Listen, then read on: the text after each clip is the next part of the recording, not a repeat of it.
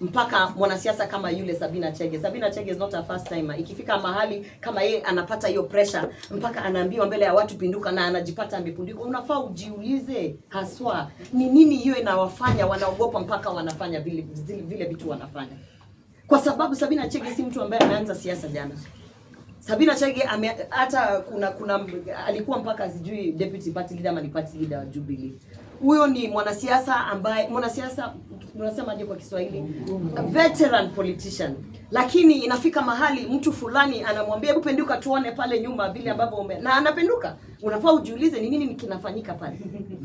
Inaanzia pale bunge kwa sababu ikifika mahali nataka uelewe inaanzia mahali ambapo mtu anaweza kuambiwa kitu ya kwanza kabla nikupe hiyo ofisi, hebu kwanza wewe ni mrembo fanya hivi. Unanielewa? Hiyo anakubali. Ya pili anakubali. Ya tatu by the time amefika pale mbele ya watu anaambiwa penduka.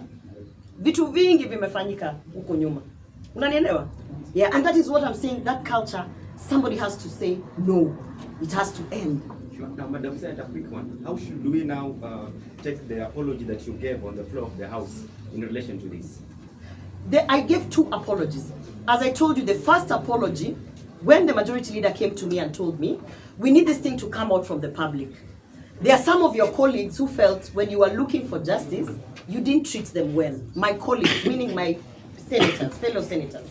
I said, I have no problem apologizing. There are some who actually I abused in a WhatsApp group because I was so mad. Why are you people not seeing what's happening? So in that moment, there are some who I abused. I apologized to them and said, I'm sorry. In my quest of seeking justice, I might have offended you, and I'm sorry. I can apologize any day for that. My second apology was a prescribed apology by the clerk of the Senate. He will come and deny it and say it is a committee that wrote it, but he supervises that committee. The secretariat reports to him. If I was suspended by the Senate as a house and the senators as my members, where does the clerk of the Senate and his name come into a prescribed apology? It was his generation. And when I refused to apologize, what happened is, thanks to Gen Z, thank you Gen Z, they saw the wrong in it, they made a lot of noise, and there was so much pressure to end it. So I said I must put a disclaimer. So if you listen to my apology, I start by saying, these are not my words. I did not write this. I'm only reading this because it is a procedure in Parliament, and therefore I go ahead to read it. But what Jeremiah Nyegenye does through his people that he pays, they remove the disclaimer, then they share the apology. That's what he did in court. He also took the apology and said in court, in fact, she apologized because she was lying. I have never lied, and I will never lie about a serious matter such as sexual harassment. It would be such a shame for anybody to lie, I was going to say. And they said, you know what, if you at least apologize to your colleagues who you have spoken ill of, we will reduce the suspension. You have seen me on record apologizing and saying, while I was seeking my justice, there are some of my colleagues who I might have rubbed the wrong way. I apologized to them. I said, I'm sorry, I was busy trying to seek justice, but in that way, I might have either come off aggressive or what, but I apologize. What you see after that is them reducing a sentence and bringing it down to, I don't know how many days. Within that reduction of the sentence, of the suspension, I didn't know that I was not supposed to be paid a salary. I thought that when you're suspended, you're not paid a salary, right? So the next time you see me at the floor of the House, what is happening? They have prescribed an apology. The clerk was part of the team that sat down and prescribed the apology. That is why he inserted his name into the apology. And you see me at the floor of the House saying, no, I'm not going to read this apology, because my legal team had already told me that the clerk wants that apology so that he can take the apology back to court and say, in fact, her allegations are false. She even apologized for it.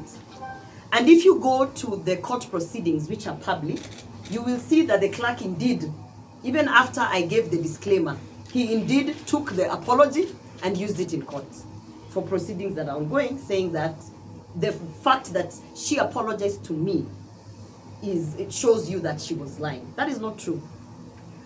I have reported an incident of sexual harassment. To date, there is a letter to Parliamentary Service Commission.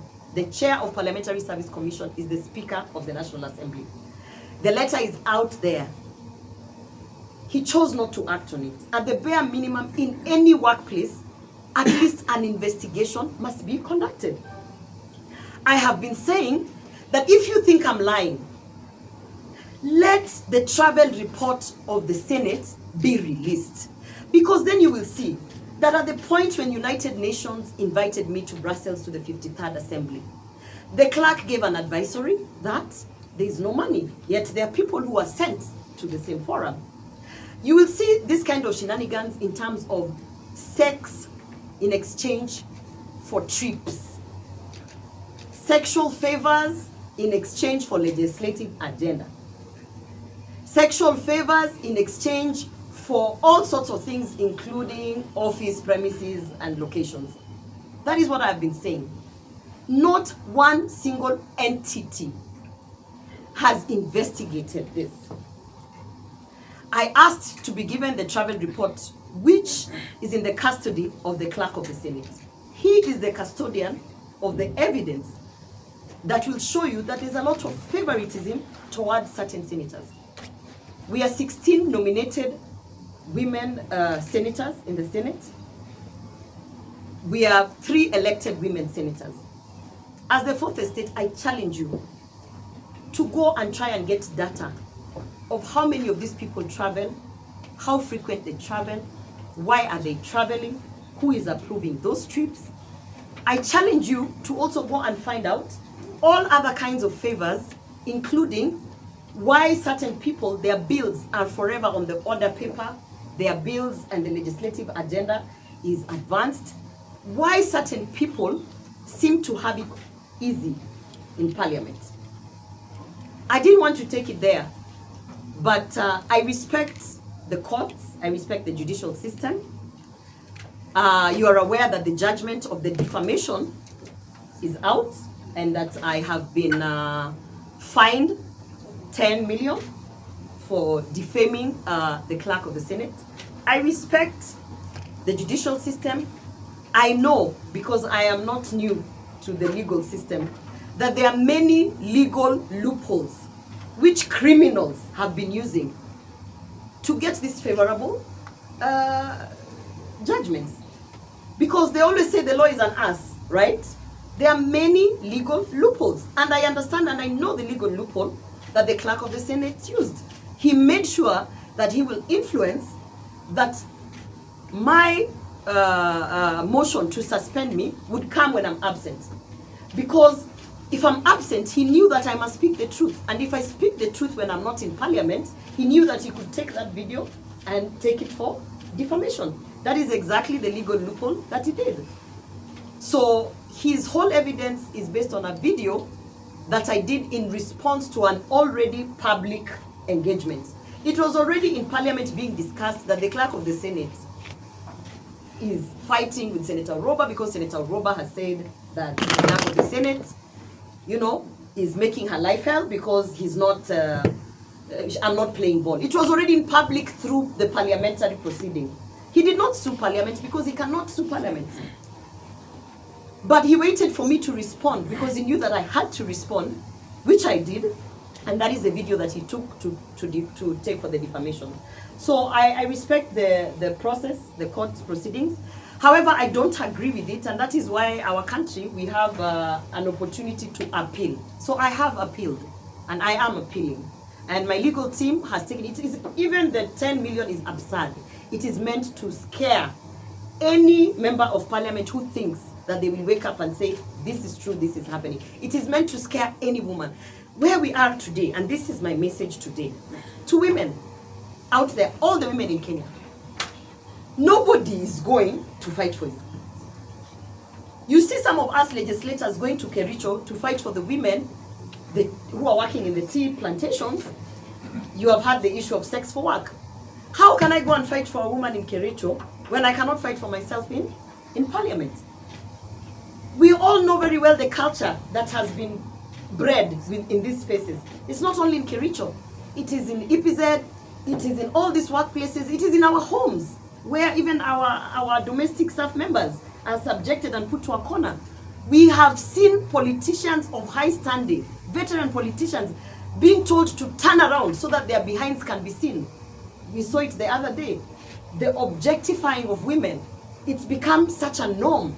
Because if you raise your head and say, this is wrong, they suspend you, they illegally try to remove you from Senate, they hit you with a 10 million bill. But I want to say this. Wangari Maathai did not strip in Uhuru Park because it was easy, right? Nobody said it would be easy. There is a price to pay to end the culture of sexual harassment.